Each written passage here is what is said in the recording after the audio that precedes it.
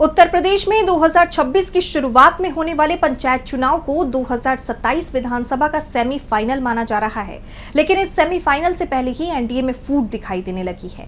BJP के साथ रहते हुए भी उनके 3 बड़े सहयोगी अब अलग ताल ठोक रहे हैं, जिससे एनडीए की मुश्किलें बढ़ गई हैं। तो कौन है वो बीजेपी के 3 बड़े सहयोगी जिसने बढ़ाई एनडीए की टेंशन, जानेंगे इस रिपोर्ट में। उत्तर प्रदेश की सियासत का सबसे अहम पड़ाव अब करीब है। 2026 की शुरुआत में पंचायत चुनाव होने हैं और इन्हें 2027 विधानसभा चुनाव का सेमीफाइनल कहा जा रहा है, क्योंकि राज्य की 2/3 विधानसभा सीटें ग्रामीण इलाकों से आती हैं।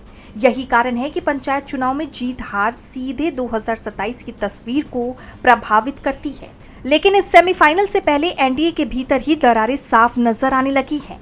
मेरठ में आरएलडी की चुनाव समिति की बैठक में पार्टी ने साफ कह दिया कि पंचायत चुनाव वो किसी गठबंधन के साथ नहीं बल्कि अकेले लड़ेगी। यानी बीजेपी के साथ रहते हुए भी उसके सहयोगी अपने दम पर ताल ठोकने की तैयारी कर रहे हैं। आरएलडी अध्यक्ष जयंत चौधरी ने भी कार्यकर्ताओं में ऊर्जा भरने के लिए 7 बड़ी रैलियों का ऐलान कर दिया है। जैसे आप जानते हैं कि अपना दल एस की अनुप्रिया पटेल और निषाद पार्टी के प्रमुख संजय निषाद पहले ही पंचायत चुनाव में बीजेपी से किनारा कर चुके हैं और अब आरएलडी के फैसले ने एनडीए की मुश्किलें बढ़ा दी है, जिसके बाद ये सवाल उठ रहे हैं कि क्या एनडीए की ये फूट केवल पंचायत चुनाव तक ही सीमित है या फिर 2027 विधानसभा चुनाव में बीजेपी को अपने ही सहयोगियों से बड़ा झटका लग सकता है।